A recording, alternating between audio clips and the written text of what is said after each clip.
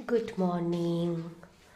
সকাল সকাল বছরের শেষ রবিবার বেরিয়ে পড়েছিলাম নতুন একটা জায়গায় যাওয়ার জন্য, যেখানে যাওয়ার জন্য আমি অনেক দিন ধরে বা অনেক বছর ধরে এক্সাইটেড ছিলাম।